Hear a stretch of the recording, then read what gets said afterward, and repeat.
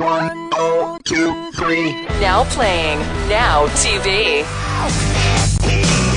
It's AC/DC Money Talks. Somebody on the app says, enough music. Weasleys, please. Their names are James and Oliver Phelps. This is the Rachel Day Show. Join the conversation. Now radio. Gentlemen, welcome. Hello. Hello. I've calmed down. Like, in case you haven't noticed. Would you say that what happened in the boardroom when I first met you was embarrassing for everybody? I would say I felt really comfortable. Yeah. You were further away. Were you afraid to come into a small room with me after we had that encounter? I've noticed that they're trying to keep the door open as well. Yeah, it has a lock on it. I haven't locked it, just so you know. We're safe. There are other people here, so we're doing okay. James and Oliver Phelps, of course, Fred and George Weasley from the Harry Potter movies. Is it often that you encounter crazies like myself who have a hard time differentiating the fact that you are two human beings and not actually characters from a Harry Potter book? You can be honest. Yeah, it's okay. Occasionally you meet a couple of people who are like that. Yeah.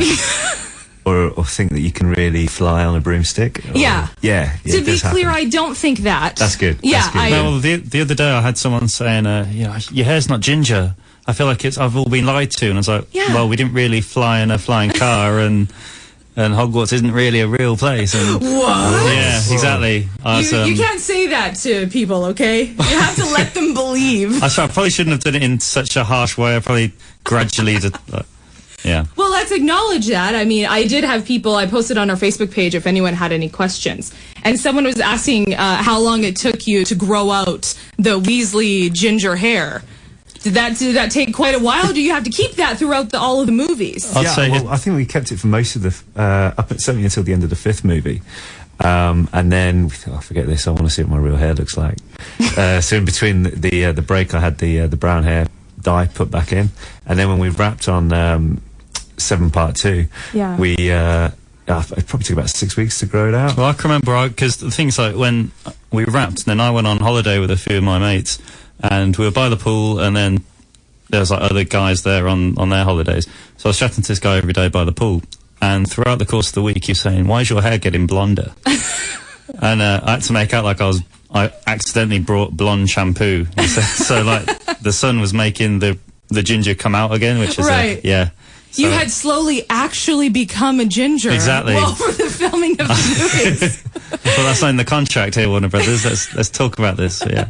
So when you, because the Weasleys all basically, I mean, they have the same red hair color. Are they just buying that stuff in bulk and then just dipping all of the characters' heads? Grab you by the ankles. Yeah, that's right. Kicking and screaming. We were going into the makeup room in the end.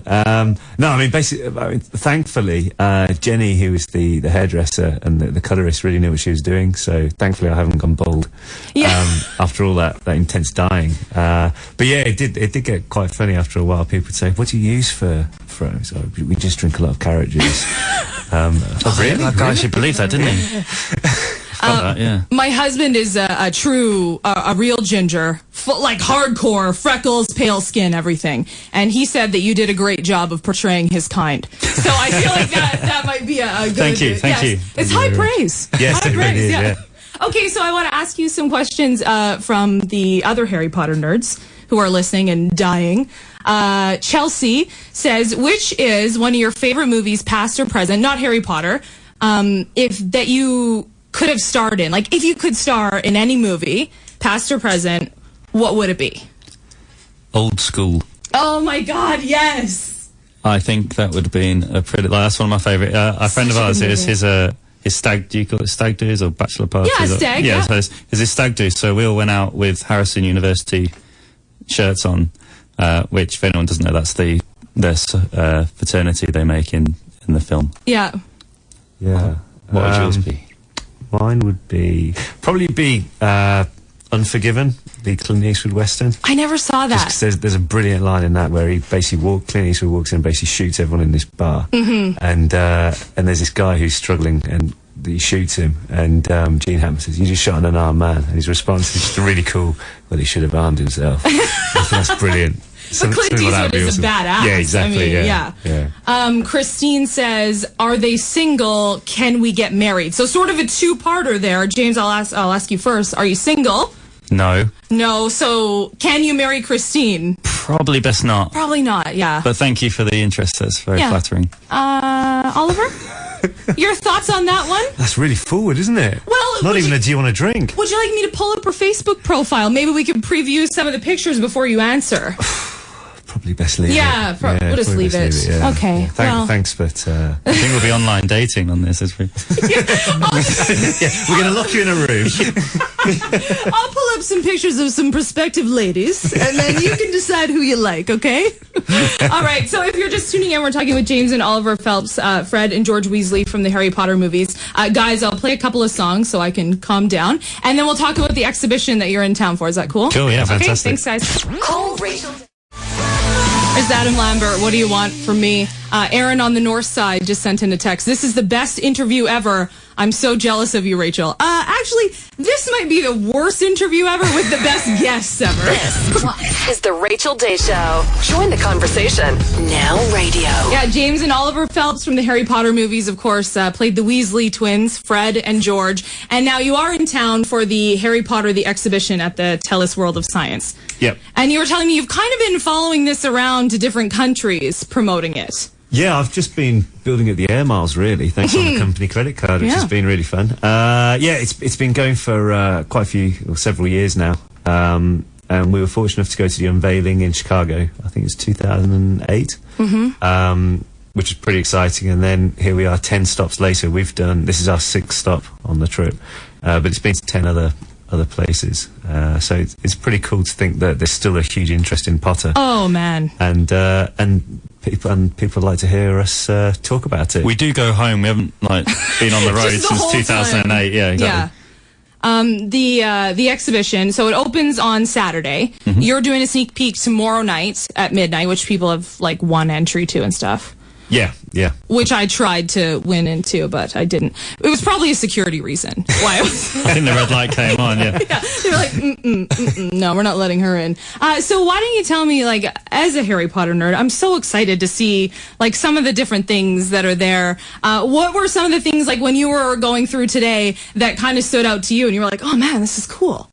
I mean, there are stuff in there I totally forgot were in the films. Right. And you see them. I know it's bad, but I totally forgot about Dobby. Oh, Dobby. How can you forget about Dobby? How can you forget? Yeah. He was so annoying, though, isn't he? Oh. He was. Don't. Oh.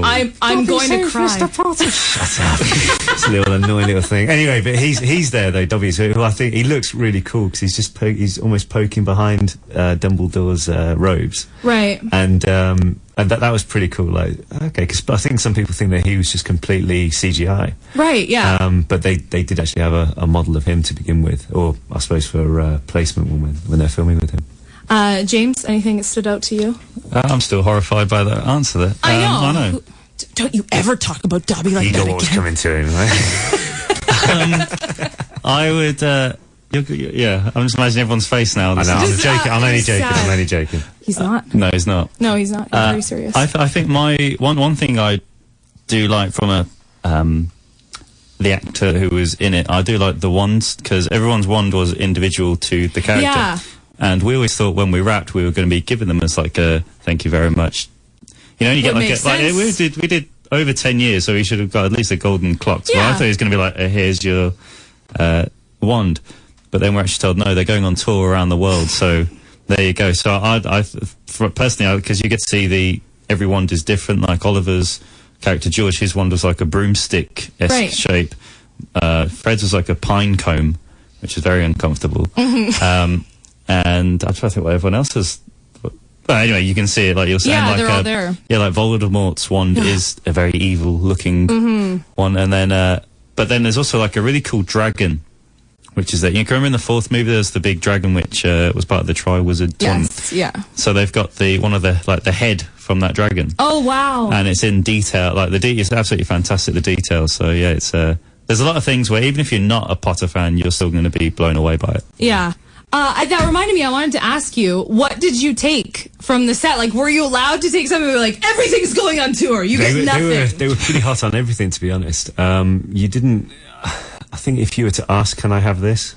You wouldn't get it. So do you have nothing? Well, it's really surprising that in the exhibition there isn't any Wisiting Wheezes bags from the shop. I don't know where they are. But they didn't make it to the exhibition for some reason. Look at me. You do not have them somewhere? Do you I have have them actually on in my office. In my office at my house, I have got a couple of coins from Gringotts, Oh, cool. which are unique for the. But on each side, they're actually what they like the galleons and all that. Yeah. So yeah, that's unique. I mean, I didn't steal them. I'm just holding on to them for if Warners ever want them back for whatever Right. reason, they can give me a call. I may be out Safekeeping. when they do call, but you know, it's there. Yeah, exactly. All right. Well, guys, thank you for coming in. My apologies again. Yeah, it's okay. No worries. Is this the creepiest interview you've ever had? Am I the most, am I the strangest fan that you've ever come across to interview you? No, I'll say memorable. Memorable. You'll be yes. remembered. This certainly isn't the weirdest interview we've ever had. So I'm the crazy girl that interviewed you in Edmonton? Along those lines, Yeah. maybe, yeah. I'll take that, boys. I'll take that. Thanks for coming in. I appreciate it. Thanks No a lot. worries. Text Rachel Day. 56789. Join the conversation. Now Radio. 1, 2, 3. Thanks for watching Now TV.